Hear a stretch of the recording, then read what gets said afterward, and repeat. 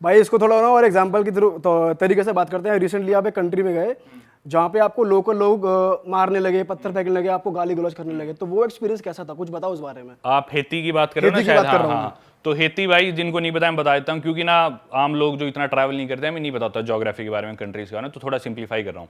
Haiti एक country है, north America continent में पड़ती है, और नॉर्थ अमेरिका, साउथ अमेरिका, जिसे हम अमेरिकाज भी बोल देते हैं, या फिर वेस्टर्न हेमिस्फेयर, अर्थ को अगर हम बीच में से भाग करें तो एक ईस्ट वाला ईस्टर्न हेमिस्फेयर, वेस्ट वाला वेस्टर्न हेमिस्फेयर। तो अर्थ के जो वेस्ट वाला पार्ट है उसकी सबसे गरीब कंट्री है वो, और सबसे खतरनाक कंट्री भी उसे माना जाता है। बहुत गरीब है, बहुत ज़्यादा वहाँ पे क्राइसिस है, राइट्स है। तो मैं सड़क पे चलने लग रहा था, और चलते चलते एक आदमी पीछे से चिल्लाने लग रहा काफ़ी देर से, ब्लैक आदमी था और चिल्ला रहा था। और ऐसे किस्से हो जाते कई बार, तो मैंने सोचा क्यों उड़ता तीर लेना, क्यों फालतू में किसी से पंगे लेने, क्योंकि मैं फॉरनर हूँ, उनका देश है, वहाँ का लोकल आदमी है। मैं चलता गया, वो पीछे से फिर चिल्लाया जा रहा है। मैं अपने आप को रिकॉर्ड कर रहा हूँ, हालांकि रोड्स वोड्स काफ़ी गंदी है और साफ़ सुथरा नहीं था इतना। वो चिल्लाया जा रहा है, पर 10-15 मिनट होगी, वो मेरे नज़दीक आ गया। तो मुझे लगा कि अब तो फाइट और फ्लाइट वाली सिचुएशन आ गई है, तो लड़ना पड़ेगा या भागना पड़ेगा। तो मैं जैसे चलने लग रहा हूँ, मेरे लेफ्ट साइड में 2 लड़के बैठे थे, एक जीप थी, उस जीप पे 2 तगड़े लड़के बैठे थे, लोकल ही थे, वो भी ब्लैक्स वहीं के, हाइती के। तो वो मेरे को दूर से घूरने लग रहा है, पीछे से मेरे राइट साइड में वो आ रहा है, लेफ्ट साइड में 2 लड़के जीप पे मेरे को घूरने लग रहे हैं, मैं ऐसे चलने लग रहा हूँ। तो मैं अब समझ गया कि हो सकता है ये मिले हुए सारे और ये मेरे पे अटैक करे। वो मेरे को घूर रहे हैं, मैंने फ़ोन जेब में डाल लिया, रिकॉर्डिंग बंद कर दी कि अब कुछ भी हो सकता है। और वैसे से दिल भी मेरा धक धक धक धक, मेरा उनसे आई कॉन्टैक्ट दूर से होने लग रहा है। मैं उनके नज़दीक आया, एकदम से उनमें से एक को इंग्लिश आती थी, वो बोला नाइस मसल्स ब्रो।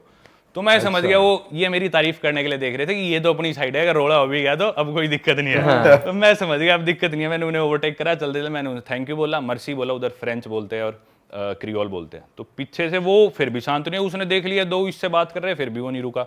मैं चलता गया, फिर मैंने कैमरा निकाल के अपनी रिकॉर्डिंग कंटिन्यू रखी। वो पास आया, वो चिल्लाने लग गया मेरे पे।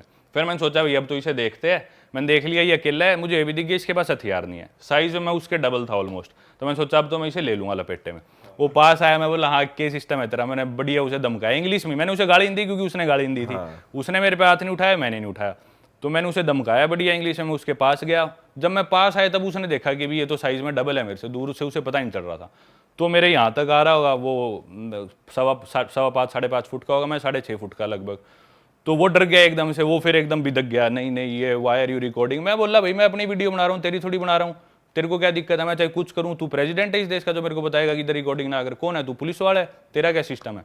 तो कर करके बोला नहीं you know better than me, I am sorry, do whatever you want to. वो डर गया और उसे धमका के फिर मैं आ गया। तो भाई ये इंसिडेंट था जो आप बात कर रहे थे। पर भैया अगर इतनी तुम्हें प्रॉब्लम है कि मैं गंदगी दिखा रहा हूँ तो अपना देश साफ कर लो भाई। लोग इंडिया के भी तो गंदगी दिखाते हैं, है तो हमारी गलती है, साफ करो इसे, बात खत्म। भाई ऐसी बहुत सारी कंट्रीज भी हैं, जैसे आप वहाँ पर थे तो मैं देख रहा था, जो गवर्नमेंट ही अलाउ नहीं करती कि आप यहाँ फिल्म करो या आप यहाँ पे हमारी कंट्री की नेगेटिव साइड दिखाओ या ऐसे दिखाओ लोगों की हालत कैसी है, क्राइम रेट क्या है, पर आप फिर भी बाज नहीं आते। भाई मैं एक कंट्री उसमें से सोमालिया है, Somalia which is also considered to be the most dangerous country in the world. Somalia capital है मोगादिशु। मोगादिशु में कोई नहीं जाता भाई, वो बिल्कुल हर 100-200 मीटर पे चेक पॉइंट है।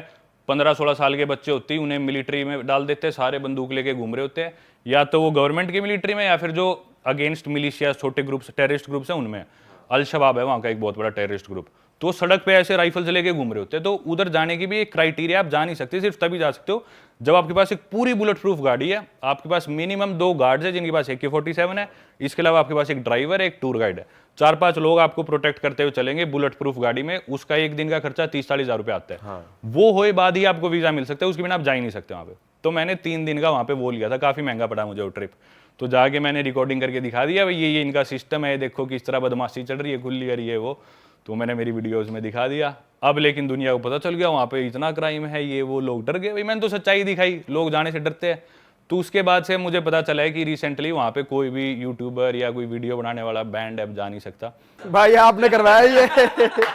सबके रास्ते बंद करा दिया आपने, सुधार लो भाई फिर। भाई सही बात है भाई, ये लोग इंडिया के लिए तो बहुत बोलते हैं कि इंडिया में क्राइम है, इंडिया में ये है, खुद ही कंट्रीज में देखो भाई।